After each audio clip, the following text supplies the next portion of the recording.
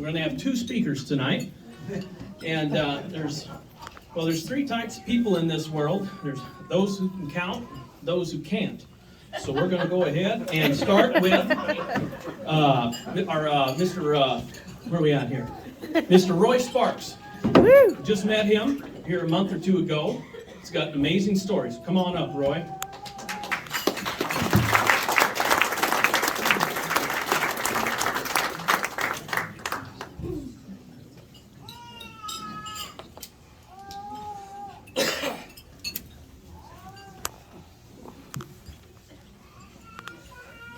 So first of all, Christy, there's no photos. I'm not going to take no video, no nothing. So people that don't know me, I know there's some people in here that know me. My name's Roy Sparks. I am from Miles City here. Anyways, I want to thank the Gideons for inviting me and let me give my testimony. I was in from 2015 to 2020. I was in a really bad, dark place.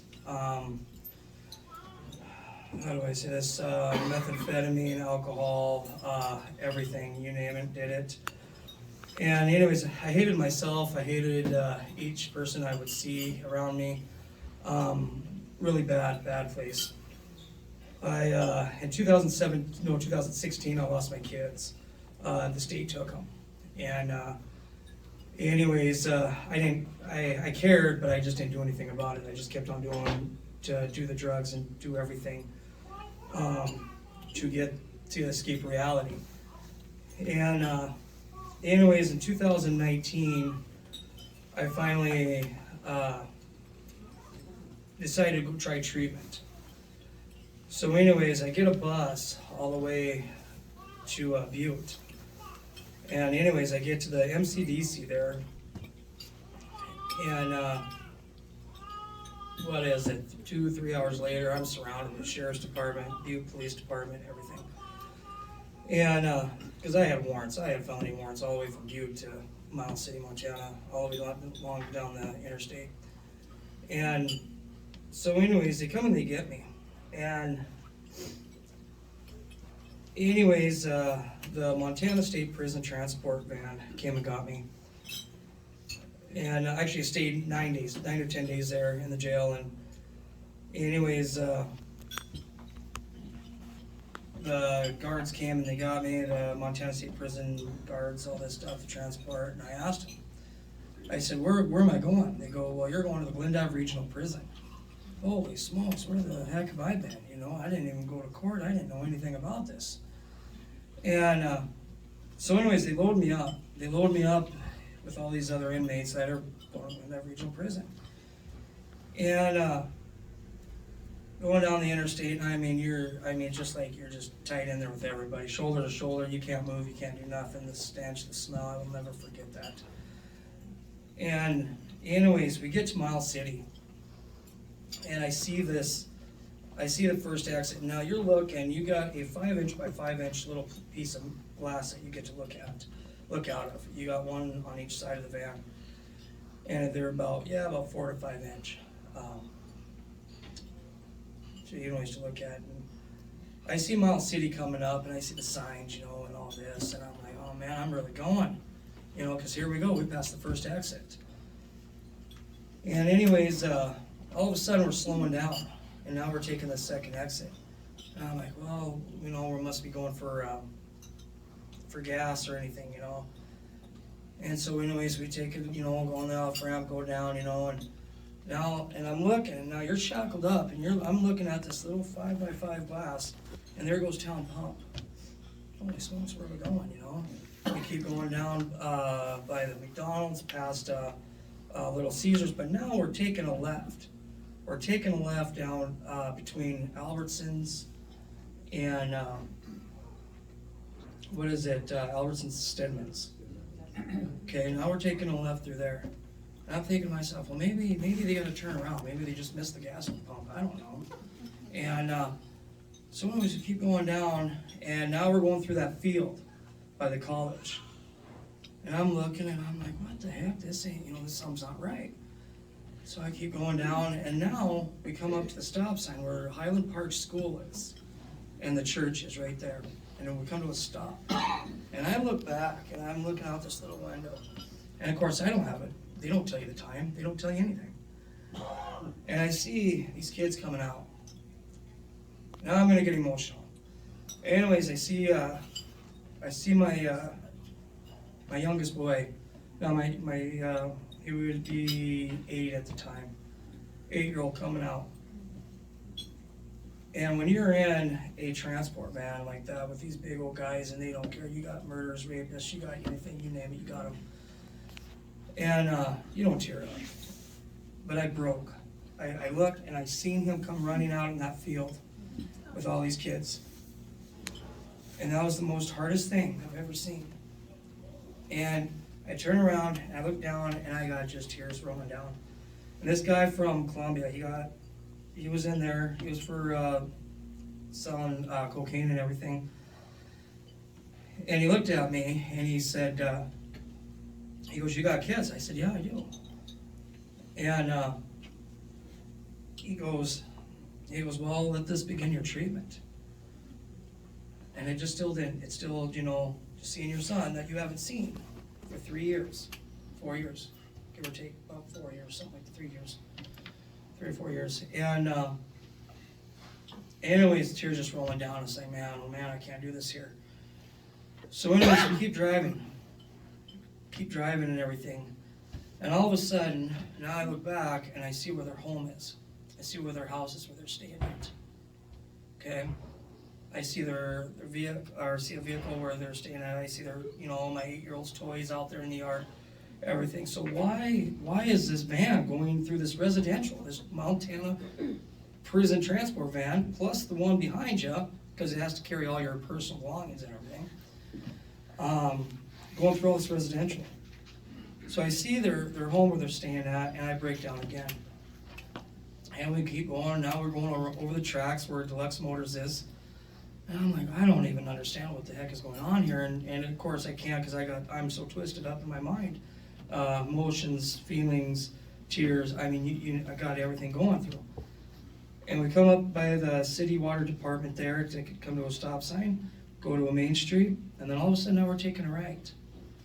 So anyways, we go to the right, and we're going down Main Street. I'm totally confused. Of course, they don't tell you anything. And we go all the way down to by the library there, take another right, go around, and then we come back into the intake garage where the police station is.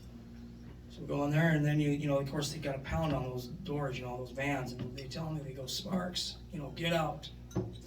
So anyways, doors come popping over, gates come open, steps come down, all this stuff. And anyways, I come out and asked them what they're doing. They said, "Oh, you're getting dropped off here." Oh, well, even better. I don't want to go to prison. I'd rather go to county jail. And anyways, I asked the lady there, the transport lady from Deer Lodge.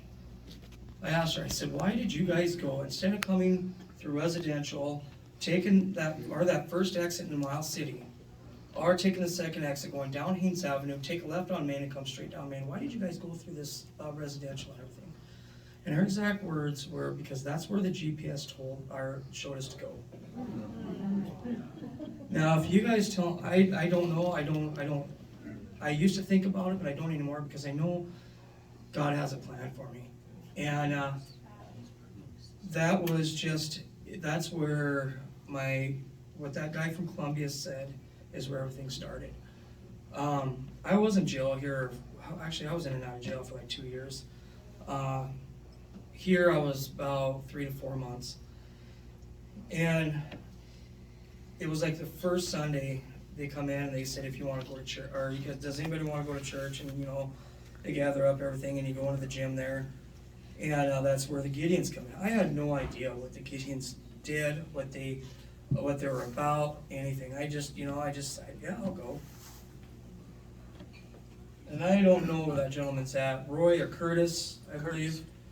Curtis, he was there. He was the one that I seen when I walked in that little rec area and their chairs and all that, and I got in there on a Wednesday or a Thursday. He come in on that Sunday.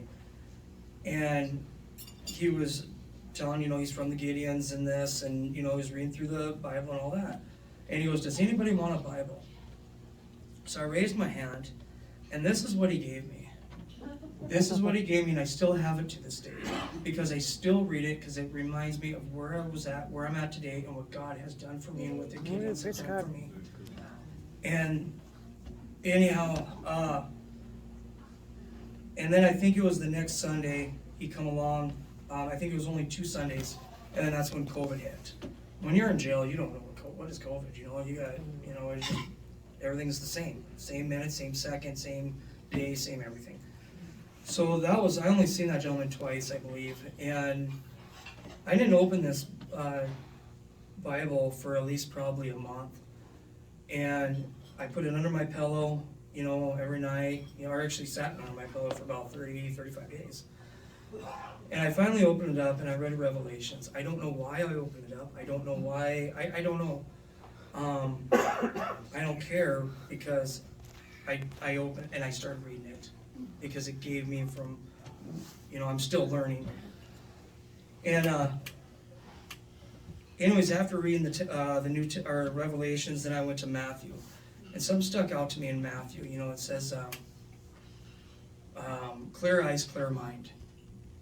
And after being in there, after starting reading this, after a month, after I had it, I so believe what this Bible, this book says, because coming out of that cell, after I believe it was like 60 some days after reading this book, every day, every morning, every night I read it. And I come out of there, and I am not kidding, it was unexplainable, because I come out of that cell, and something hit me. Something was just like, what the heck am I doing here? What am I doing? I was surrendering, or what is it called? Surrendering. And everything came clear to me. My eye, like the eyes, like my mind, the fogginess was gone, everything was gone. And it was just unreal. It was so unreal. And after that, I kept on reading this book. Like I finished Mark. I'm going on to Luke right now. And I have tons of Bibles. I really do at my house, on the side dresser drawer there. But this one is what I read, because this is what brought me to where I'm at today. And so I got out,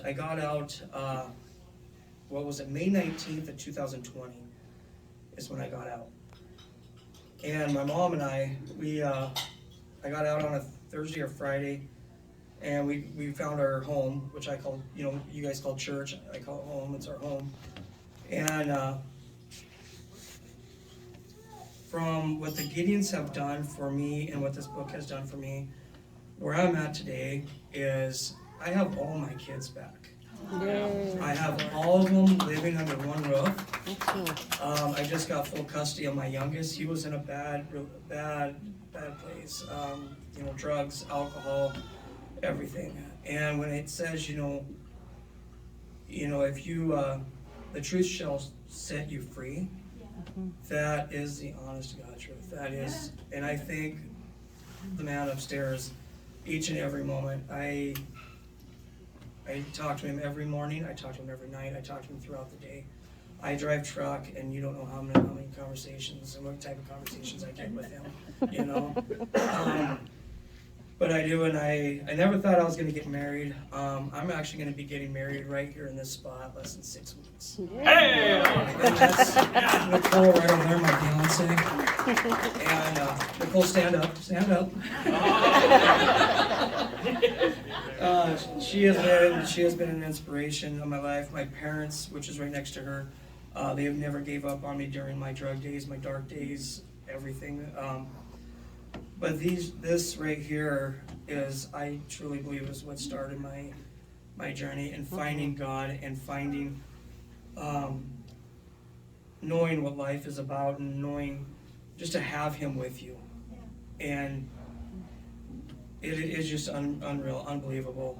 I mean, it's hard to explain. For me, it's hard to explain. I'm still learning. I have the open mind because I want to learn more. I want to keep getting that, keep getting fed all this information. And I gotta say before I forget, I don't know, I'm not gonna forget, but the Gideons, I gotta thank you guys so much for inviting me here and let me give my testimony, and for everything that you guys do. Last time we were here, I did not know, even a quarter of what you guys done, and you guys are amazing. You guys really are. So I thank you so much, and I know you guys, Curtis, I know you saved my life for coming into that jail that day, that afternoon. So I gotta thank you. So that's all I got. Thank you so much.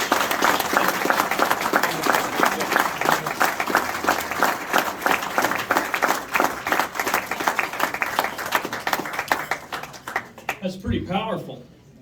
He told us that at prayer breakfast over at the Olive one morning. That's something else. That's pretty amazing. So, good job, Ed and Becky. Thank you. Okay, so.